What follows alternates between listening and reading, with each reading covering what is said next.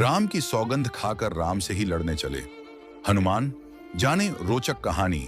मर्यादा पुरुषोत्तम भगवान श्री राम के परम भक्त श्री हनुमान जी के बारे में तो सभी जानते हैं। यह भी जानते हैं कि दशरथ नंदन राम हनुमान के हृदय में बसते हैं। लेकिन क्या आपको यह पता है कि एक बार पवन सुत हनुमान श्री राम जी से ही लड़ने पहुंच गए थे। हो सकता है यह पढ़कर आपको हैरानी हो, लेकिन यह सत्य है। आगे कहानी जानने से पहले चैनल को सब्सक्राइब जरूर कर लेना। आइए कहानी को आगे जानते हैं। और इस घटना का जिक्र श्री राम कथा में भी सुनने और पढ़ने को मिलता है।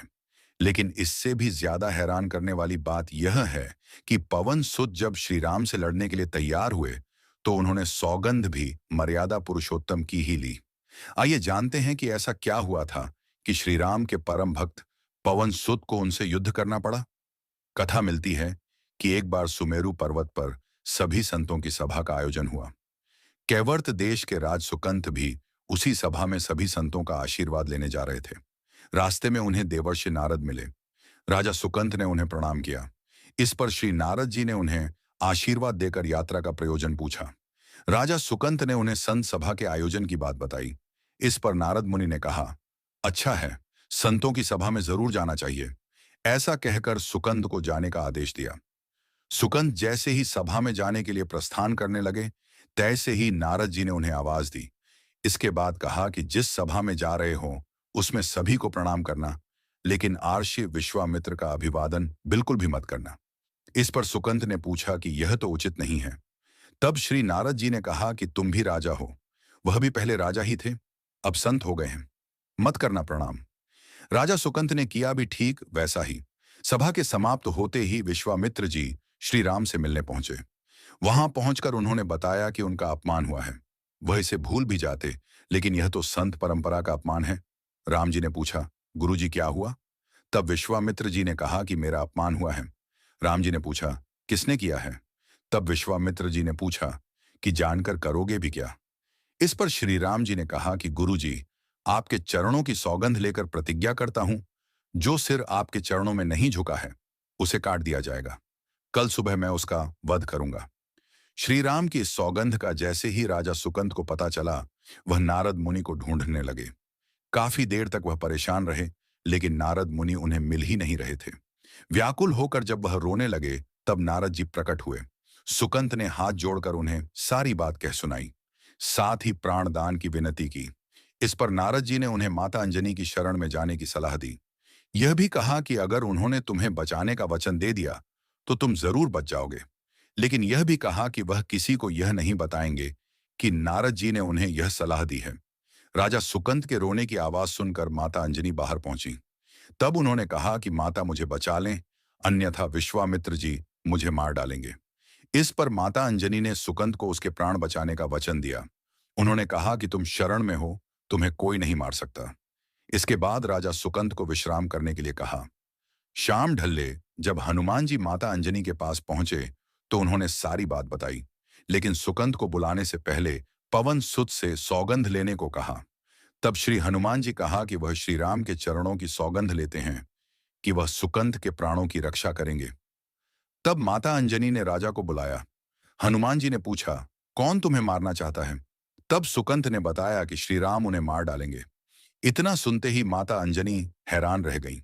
उन्होंने कहा कि तुमने तो विश्वामित्र जी का नाम लिया था।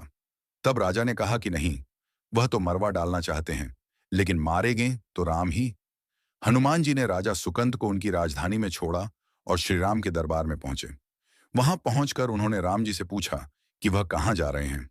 तब मर्यादा पुरुषोत्तम ने बताया कि वह राजा सुकंत का वध करने जा रहे हैं। तब हनुमान जी ने कहा, प्रभु उसे मत मारिए। राम जी ने कहा कि वह तो अपने गुरु की सौगंध ले चुके हैं, अब पीछे नहीं हट सकते। हनुमान जी ने कहा, प्रभु मैंने उसके प्राणों की रक्षा के लिए अपने इष्ट देव यानी कि आपकी सौगंध ली है। तब राम जी कहते हैं कि ठीक है, तुम अपना वचन निभाओ, मैं तो उसे मारूंगा। हनुमान जी राजा सुकंद को लेकर पर्वत पर पहुंचे और राम नाम का कीर्तन करने लगे। उधर राम जी राजा सुकंद को मारने के लिए उनकी राजधानी पहुंचे, लेकिन वह नहीं मिले तो वह उन्हें ढूंढते हुए पर्वत पर पहुंचे। वहां हनुमान राम मंत्र का जप कर रहे थे। राम जी को देखते ही सुकंद डर गए।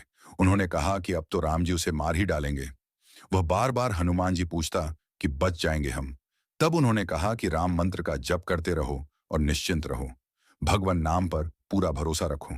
लेकिन वह काफी डरे हुए थे, तो हनुमान जी ने सुकंत को राम नाम मंत्र के घेरे में बिठा दिया। इसके बाद राम नाम जपने लगे। राम जी ने राजा सुकंत को देखकर जब बाण चलाना शुरू किया, तो वह राम नाम के मंत्र के आगे विफल हो जाते। राम जी हताश हो गए कि क्या करें। यह दृश्य देखकर श्री लक्ष्मण जी को लगा कि हनुमान जी भगवान राम को परेशान कर रहे हैं, तो उन्होंने स्वयं ही हनुमान जी पर बाण चला दिया। लेकिन यह क्या, उस बाण से पवनसुत के बजाय श्री राम मूर्छित हो गए। यह देखते ही लक्ष्मण जी दौड़ पड़े और देखते हैं कि बाण तो हनुमान जी पर चलाया था, लेकिन मूर्छित राम जी कैसे हो गए। तब उन्होंने देखा कि पवनसुत के हृदय में तो श्री राम बसते हैं। राम जी जैसे ही होश में आए, वह हनुमान जी की ओर दौड़े। उन्होंने देखा कि उनकी छाती से रक्त बह रहा है। वह हनुमान जी का दर्द देख नहीं पा रहे थे। वह बार बार उनकी छाती पर हाथ रखते और आंखें बंद कर लेते। पवन सुत को होश आया तो उन्होंने देखा कि राम जी आंखें बंद करके हनुमान जी के छाती पर बार बार हाथ रखते हैं, फिर हनुमान जी के सिर पर हाथ फेरते हैं। तब पवन सुत ने सुकंद को पीछे से निकाला और उसे अपनी गोद में बिठा लिया। तभी राम ने फिर से हनुमान जी के माथे पर हाथ फेरा, लेकिन इस बार वहां पवन सुत की जगह राजा सुकंद थे। राम जी मुस्कुराए और हनुमान जी बोल उठे कि नाथ, अब तो आपने इनके सिर पर हाथ रख दिया है।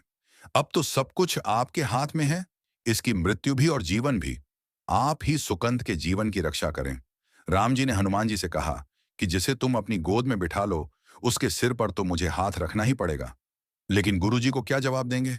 तभी हनुमान जी को विश्वामित्र जी सामने से आते दिखाई पड़े। उन्होंने राजा सुकंद से कहा कि जाओ, तब प्रणाम नहीं किया तो क्या हुआ, अब कर लो। राजा ने दौड़कर विश्वामित्र जी का अभिवादन किया। वह भी प्रसन्न हो गए और बोले, राम, इसे क्षमा कर दो। मैंने इसे क्षमा कर दिया, क्योंकि संत का काम मिटाना नहीं बल्कि सुधारना होता है। यह भी सुधर गया है। उन्होंने सुकंद से पूछा कि संत का सम्मान न करने की सलाह तुम्हें किस कुसंग में मिली राजा। सुकंत विश्वामित्र जी से कुछ कहते कि इससे पहले नारद मुनि प्रकट हो गए। उन्होंने सारी घटना कह सुनाई। तब विश्वामित्र जी ने पूछा कि नारद, तुमने ऐसी सलाह क्यों दी।